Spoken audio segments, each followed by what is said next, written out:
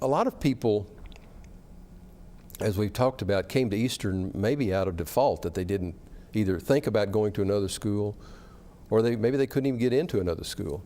I had a wonderful story that I failed to put in the book, as among a lot of others, about a man from Pennsylvania, whose name escapes me right now, but I met him at an alumni function several years ago. But he was from Pennsylvania. He knew a couple of students who had come to Pennsylvania. We used to have a lot of students come from Pennsylvania, and still do, from Ohio and other places as well. But anyway, he had a friend here, so he came down here to visit. He'd been out of school for a year or two. I don't know whether he'd been in the service or not, but he was thinking about, and he'd been working, and he was thinking about buying a car. And it was something like he wanted to buy this Oldsmobile that cost $2,000.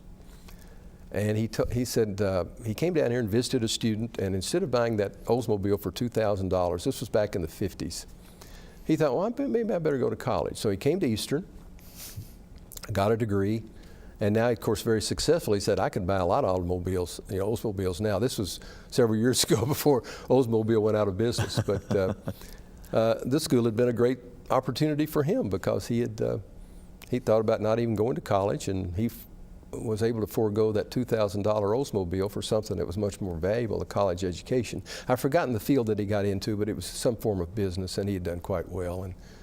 And I hope he's made some contributions to Eastern.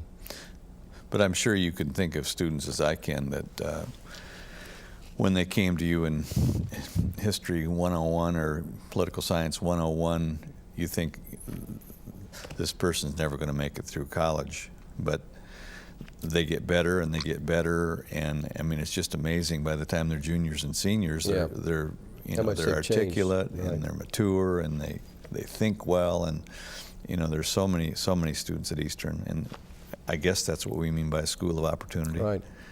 Well, I think I was like that as a student. I was, I guess the word's malleable in some ways, and fortunately I had some good mentors, particularly George Robinson, who I've got to give a lot of credit to for helping me along the way in several ways as a student, as also as a faculty member. And as long as you have people that are kind of looking out for you and are not in some sort of adversarial role. If somebody, you've heard of these tales where people go to college and the professor says, look on the right of you and look on the left of you. Two of the three of you will be gone by the end of the semester. That I don't think I could have survived in that situation, but I got a lot of good support and mentoring, and I think I also worked hard, and I learned how to work. Education, studying is learning how to work and how to apply your mind and how to turn off the television set or the radio. Be disciplined and organized. Disciplined, becoming organized. And I learned a lot of that. So when I went to UK, and I was not I'm sure the best student that UK ever had, I'm positive of that, but I knew how to do research and how to write fairly well, and I was able to work my way through all of that. We've had very good success with our graduates going to other graduate schools.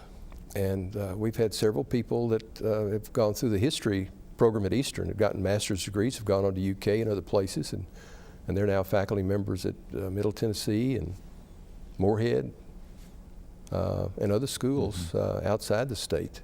You mentioned the term mentoring a minute ago, and that of course was a buzzword for the last 10 or 15 years, but we didn't even know that word back in the 70s, but that's what we were doing a lot of the time. What we were getting from our when I was in school here, and then also from our faculty. We have had some some good administrators here. Unfortunately, I was not under Fred Ogden for very long, but Fred was a good administrator. Fred's got a wonderful short book. And Fred's, of course, departed now. He's dead. But Fred had a wonderful little book about the original College of Arts and Sciences. And it's a good book. There's also been a good little book written about the College of Law Enforcement. There are a lot of other things that could be written about Eastern. One good book that somebody needs to write is one about athletics.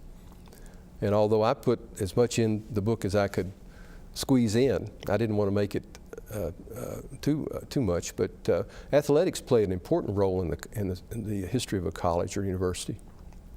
Somebody could write a nice book about athletics at Eastern, and there are all the wonderful stories about Rome Rankin and of course the heyday of football and Glenn Presnell and Paul McBrayer. Gee, they're just, you know, there are thousands of great stories.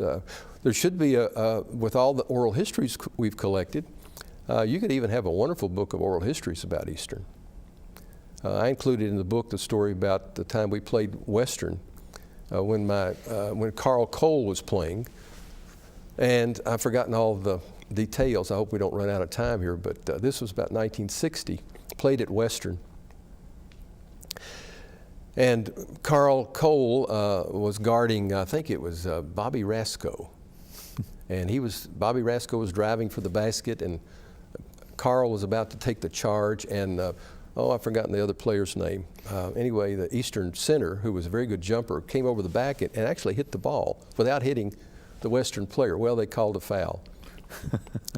And Ed Diddle got involved in all of this. He went out and apparently pushed one of the Eastern players. And Paul McBrayer went out and asked, did Coach Diddle push you? And Eastern was, by the way, was behind at the time by quite a margin before the end of the first half, and McBrayer took the team off the court. At that time, in the old arena, I think both teams were on the same end of the court, not on the sides, but on the end. And I mean, the Western fans just went wild. The few Eastern fans there, of course, were under duress, I'm sure. Well, Carl Cole told the story. By the way, he married one of my cousins from Shelby County.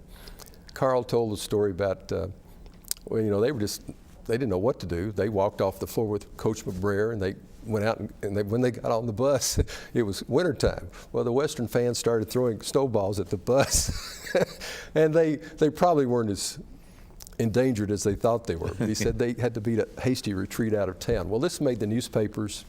It even became involved in a court case where the Eastern player made his deposition, and the Western people made their depositions in court. So, you know, today it sounds pretty funny, but actually then in 1960 it was pretty serious stuff. So there's stories like that you could have in a history of athletics at Eastern that would be just a wonderful book, I think. Our time is up. Thank you for joining us on this first attempt at a program called EKU Then and Now, where we're trying to talk about the history of Eastern and how that relates to what's going on around here now. So if you have any comments or suggestions or reactions, please let us know. Just send your information to EKU Media Resources, and we'll make sure they get to the right people. Thanks, and good evening.